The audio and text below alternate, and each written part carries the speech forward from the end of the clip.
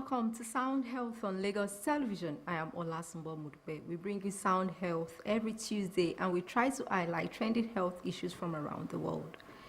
Today on the program, we are taking a look at chest pain, medically known as angina pectoris. Oftentimes, many people complain about chest pain as a result of lifting heavy objects and other daily activities. This is our focus, and our guest is on standby. You get to meet her after this break. Please stay tuned.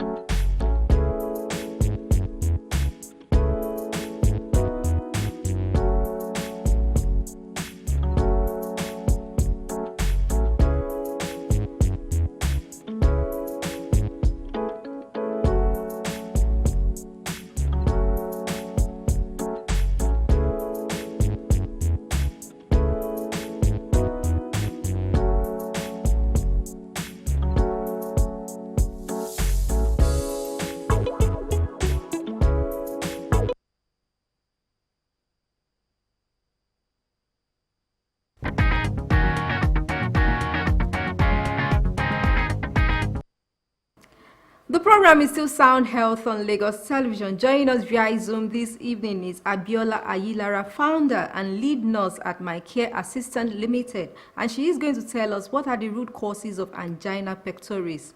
Good evening, Abiola, and thanks for joining us. Good evening. How are you doing today? I am fine. I'm happy to be here with you. All right.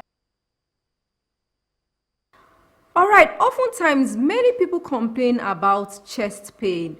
Tell us, what exactly is the cause of chest pain in people, also known as angina?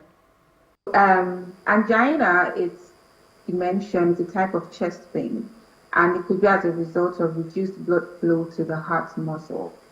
Now, chest pain comes in different types of, conditions, but for the record of this conversation, I'm thinking that you're looking at maybe why people have chest pain, right? So, yes, like I said, it is a type of chest pain. It could be as a result of reduced blood flow to the heart muscle, and it's sometimes a symptom of maybe a coronary artery disease. Okay, what could have been the cause of this chest pain? Can it be sudden or as a result of some regular activity experienced by such person? All right, so when it comes angina or chest pain, as you put it, there are different things that could cause it, right?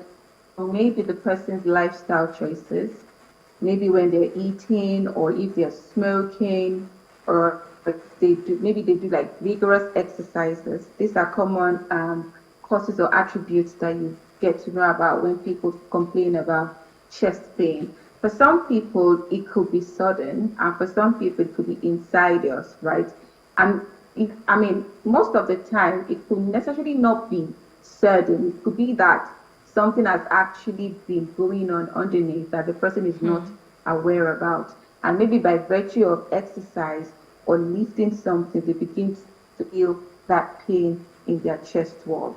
And again, it could be attributed to several things. Some people will have chest pain that is due to maybe they have an ulcer or an esophageal reflux, or they have a pain maybe in their gallbladder, especially with adults.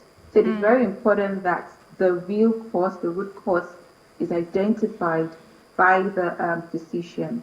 Okay, earlier in your response, in your introduction, you mentioned heart-related disease. Is this life-threatening? When should a patient or a person should be worried about these symptoms? Okay, the moment a patient or someone, an individual, experience chest pain, I think it is important for them to visit their doctor as soon as possible, because it is better for you to treat something that is just starting than when it has really gone worse. So there is what we call ischemic attack, and then there is heart failure. Ischemic attack, it could just be that there is a temporary, maybe it's just an insidious gradual death or degradation of the heart muscle. At that point, when it is picked on time, it can be managed. The patient can be given some medications that would help to test that ischemia. But in the case where it has now led to maybe a total blockage of the heart, of the arteries, leading to the death of the heart muscle, that means it's a heart attack that is impending if it has not even happened. At that point, people will now begin to consider interventions like maybe a stent or an angioplasty to repair the artery that has been blocked. Okay, apart from chest pain, are there other symptoms, signs a person must have been experiencing and ignoring? And have you also seen cases where a person does not smoke or engage in any sedentary lifestyle and end up with this condition? Yes, but like I said, angina is just the term of any underlying problem, right? So we'll probably see many people come to the hospital complaining of pain. Do you know that at some point a client may come to the hospital complaining of chest pain, and we will check all of the things. Maybe we'll do a stress test on the treadmill, we'll check the ECG, they do all of these tests, and there'll be nothing picked by the scan. And it could be that the big arteries have been also assessed. There was nothing picked. Sometimes we kind of miss the diagnosis if it is the tiny arteries that are affected. At this point, if eventually it's being picked up on, it can be properly managed.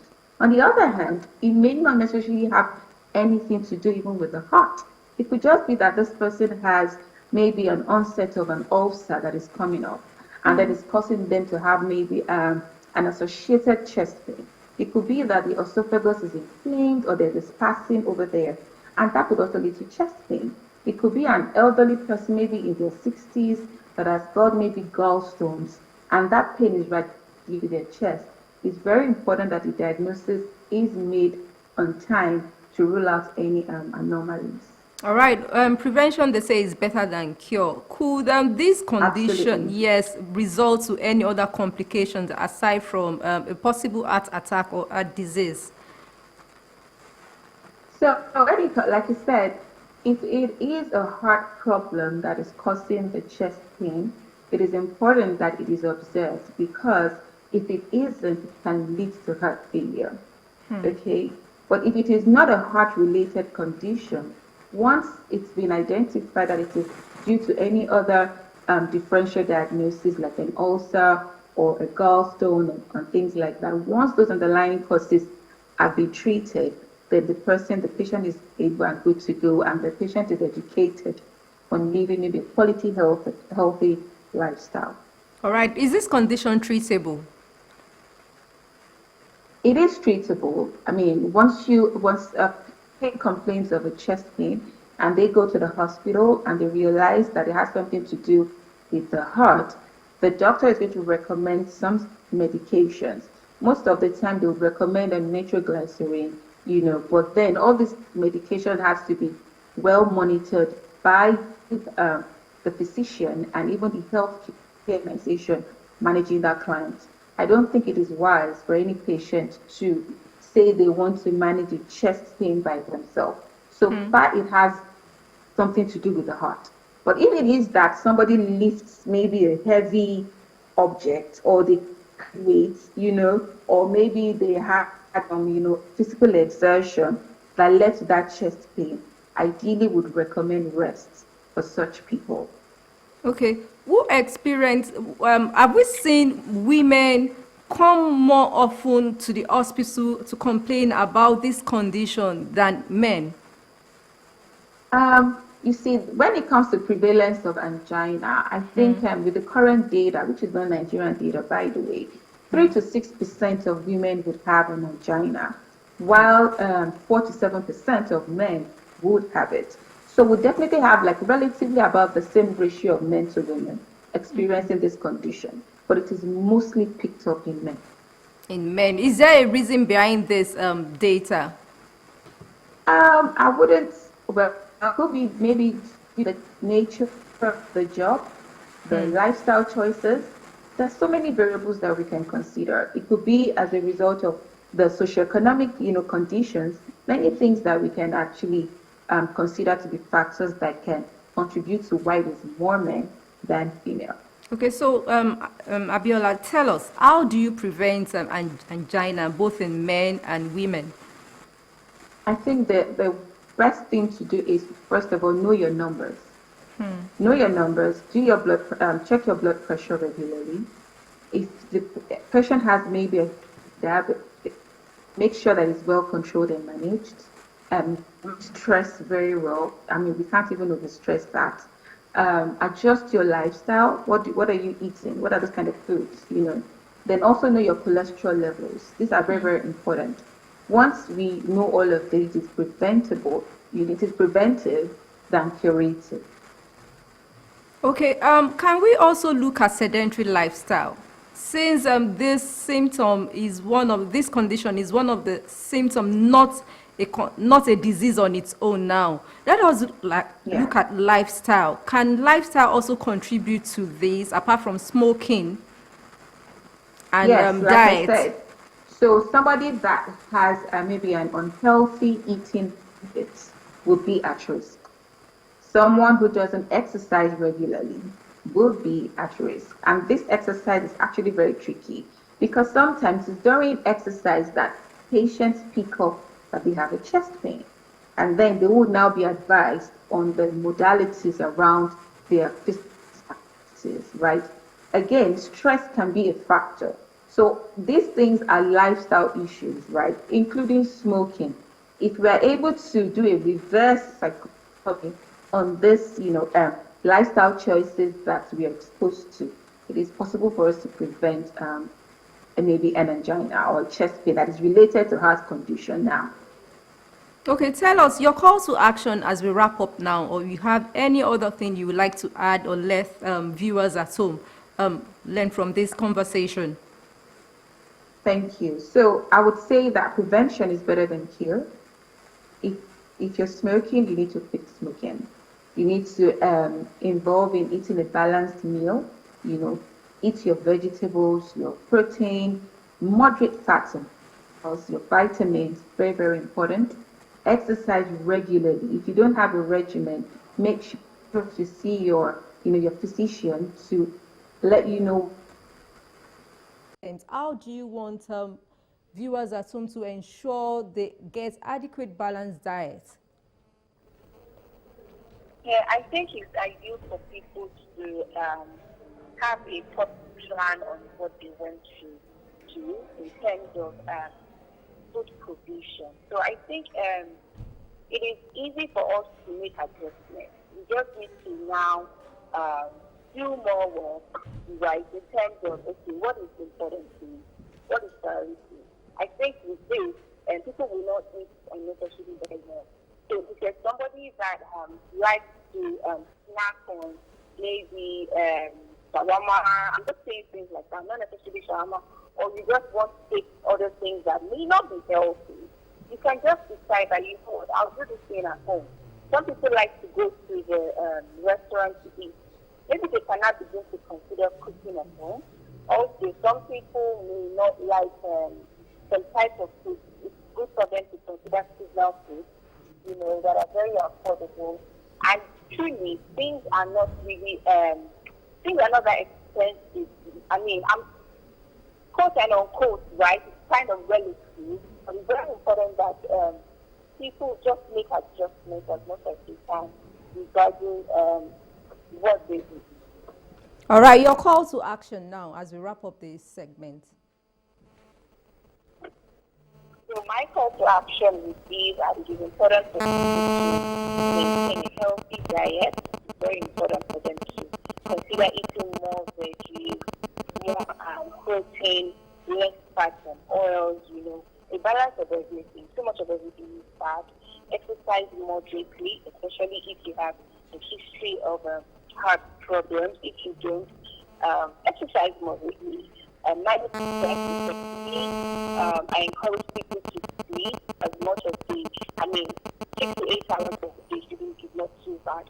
If they can, I'm not going to say that I'm oblivious to what the economy is saying or the environment that we are in, but at the same time, we want to prioritize ourselves so that we can be longer. Founder, all right, and nurse. All right, Abiola Ayilara, founder and lead nurse, MyCare Assistant Ltd. Thank you so much for your expertise on angina, also known as chest pain. Thank you very much for having me. Bye. You are most welcome. Sound Health continues with trending health report from around the world. Please stay tuned.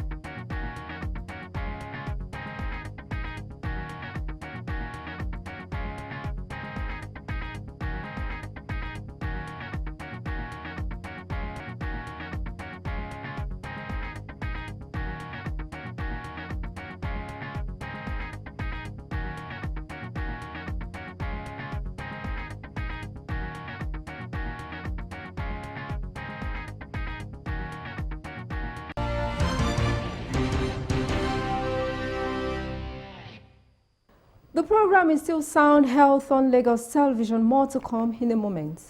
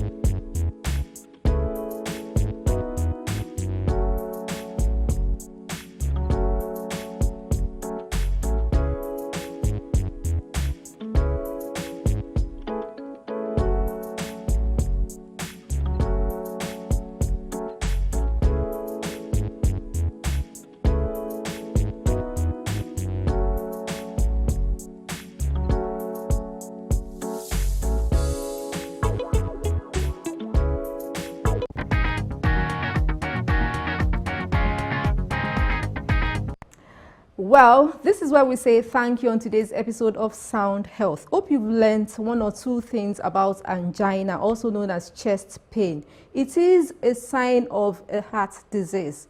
Please do not relent to go to your nearest health facility if you're experiencing chest pain. For comments and inquiries, or you have topics you'd like us to treat, please send SMS 3003582 to 6603 or follow us on social media at Lagos Television #SoundHealth. A sound health is a sound mind. Make healthy living your choice.